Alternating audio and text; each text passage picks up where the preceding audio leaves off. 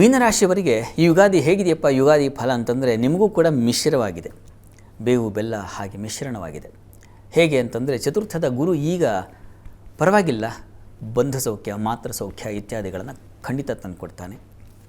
ಮನೆ ನಿವೇಶನ ಇತ್ಯಾದಿ ಶುಭ ಫಲಗಳನ್ನು ಪ್ರಾರಂಭದಲ್ಲೇ ಕಾಣುವ ಸಾಧ್ಯತೆ ಖಂಡಿತ ಇದೆ.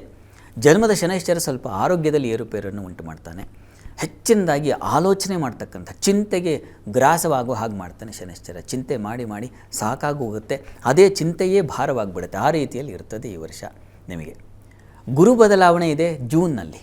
ಹೀಗಾಗಿ ಜೂನ್ ಪಂಚಮಕ್ಕೆ ಗುರು ಬಂದಾಗ ನಿಮಗೆ ಅದು ಉತ್ತಮವಾದ ಒಂದು ಶುಭ ಫಲವನ್ನು ತಂದುಕೊಡುತ್ತೆ.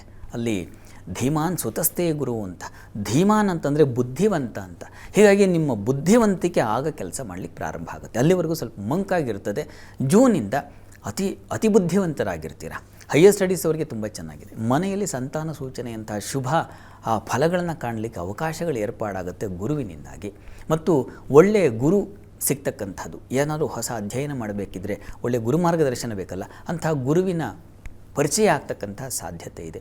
ಅಧ್ಯಯನ ಸಂಶೋಧನೆಗಳಲ್ಲಿ ಪಾಲ್ಗೊಳ್ತಕ್ಕಂಥದ್ದು, ಈ ಥರದ್ದು ಯಾವುದೋ ಹೊಸ ಟೆಕ್ನಾಲಜಿ ಇವುಗಳನ್ನು ಕಲಿತಕ್ಕಂಥ ಸಾಧ್ಯತೆ, ಅವುಗಳಿಗೆ ಸುಲಭವಾದ ದಾರಿ ಸಿಗ್ತಕ್ಕಂಥ ಸಾಧ್ಯತೆ, ಇವುಗಳನ್ನೆಲ್ಲ ಸೂಚಿಸ್ತಾ ಇದೆ ಮೀನರಾಶಿಯವರಿಗೆ. ವೃತ್ತಿಯಲ್ಲೂ ಅಷ್ಟೇ ಒಂದು ಆದಾಯದ ಮೂಲ ಹೆಚ್ಚತಕ್ಕಂಥದ್ದು, ವೃತ್ತಿಯಲ್ಲಿ ಮಾನ್ಯತೆ ಬರತಕ್ಕಂಥದ್ದು, ಗೌರವ ಸಿಗ್ತಕ್ಕಂಥದ್ದು, ಈ ರೀತಿಯಲ್ಲೆಲ್ಲ ಅತ್ಯಂತ ಶುಭ ಫಲವನ್ನು ಕಾಣ್ತೀರಾ ಅಕ್ಟೋಬರ್ವರೆಗೆ.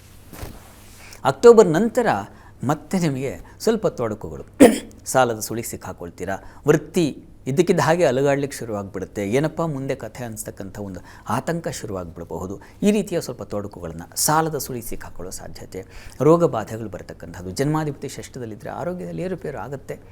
ಆ ರೀತಿಯ ಸ್ವಲ್ಪ ತೊಂದರೆಗಳನ್ನು ಕಾಣುವ ಸಾಧ್ಯತೆ ಇದೆ ಜನವರಿವರೆಗೆ. ಜನವರಿ ನಂತರ ಮತ್ತೆ ಶುಭ ಫಲವನ್ನು ಕಾಣ್ತೀರಾ. ಮತ್ತೆ ಯುಗಾದಿವರೆಗೆ ನಿಮಗೆ ಉತ್ಕೃಷ್ಟವಾದ ಫಲ, ಬುದ್ಧಿ ಚುರುಕಾಗಿರ್ತಕ್ಕಂಥದ್ದು, ಮಕ್ಕಳ ಸಹಾಯ, ಮಕ್ಕಳಿಂದ ಅನುಕೂಲಗಳು, ಮಕ್ಕಳು ನಿಮ್ಮನ್ನು ತುಂಬ ಚೆನ್ನಾಗಿ ನೋಡಿಕೊಳ್ತಕ್ಕಂಥದ್ದು, ಅದೇ ಒಂದು ದೊಡ್ಡ ಫಲ, ಶುಭ ಫಲ.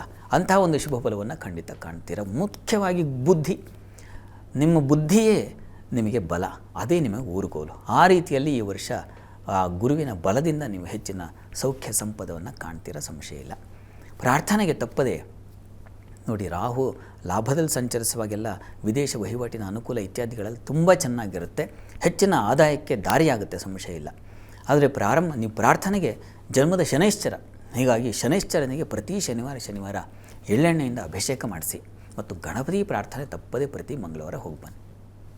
12 ರಾಶಿಗಳವರು ಒಂದು ಅಂಶವನ್ನು ಮನಸ್ಸಿನಲ್ಲಿ ಇಟ್ಕೊಳ್ಬೇಕು. ಶಾಸ್ತ್ರದಲ್ಲಿ ಒಂದು ಮಾತಿದೆ, ವರಾಹ ಮೆಹರ ಮಾತಿದು, ಸ್ವಾಂ ದಶಾಮುಪಗತಾನ್ ಸ್ವಫಲಪ್ರದಾಸ್ಯು ಅಂತ ಆ ಮಾತು. ನಮ್ಮಲ್ಲಿ ಈ ಫಲ ಏನಿದೆ ಇದು ಸ್ವಲ್ಪ ಪ್ರಮಾಣದ ಫಲ ಅಷ್ಟೇ. ಜಾತಕಗಳಲ್ಲಿ ಆಯಾ ದಶಾಭುಕ್ತಿ ಕಾಲ ಅಂತ, ಅದನ್ನೇ ಸ್ವಾಂ ದಶಾಮುಪಗತಾನ್ ಸ್ವಫಲಪ್ರದಾಸ್ಯು ಅಂತ ಹೇಳಿದ್ದು ನಾನು. ಆಯಾ ದಶಾಭುಕ್ತಿ ಕಾಲ ಬಂದಾಗ ಆ ಗ್ರಹಗಳು ನಿಮ್ಮ ಜಾತಕದಲ್ಲಿ ಚೆನ್ನಾಗಿದ್ದು, ಅಟ್ ಪ್ರೆಸೆಂಟ್ ಕೂಡ ಗ್ರಹಗಳು ತುಂಬ ಬಲಿಷ್ಠರಾಗಿದ್ದಾಗ ಅತ್ಯಂತ ಶುಭ ಫಲ ಇದ್ದೇ ಇದೆ.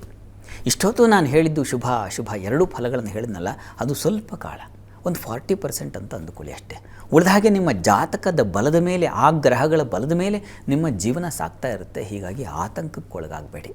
ಜಾತಕಗಳನ್ನು ಪರಿಶೀಲನೆ ಮಾಡಿಸ್ಕೊಂಡು ಅಲ್ಲಿ ತುಂಬ ಚೆನ್ನಾಗಿದ್ದರೆ, ಶನೈಶ್ಚರ ತುಂಬ ಚೆನ್ನಾಗಿದ್ದರೆ 7.5 ನಿಮಗೆ ಕಾಡಲ್ಲ. ನಿಮ್ಮ ಜಾತಕದಲ್ಲಿ ಗುರು ತುಂಬ ಬಲಿಷ್ಠನಾಗಿದ್ದರೆ ನಿಮಗೆ ಗುರು ಅಷ್ಟಾಗಿ ಕಾಡೋದಿಲ್ಲ.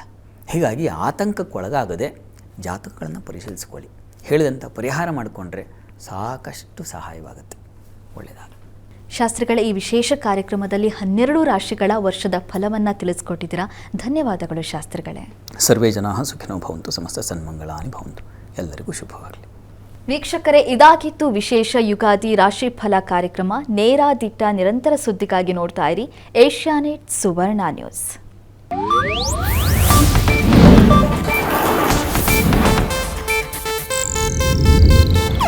ಇದು ಏಷ್ಯಾನೆಟ್ ನ್ಯೂಸ್ ನೆಟ್ವರ್ಕ್ ಪ್ರಸ್ತುತಿ.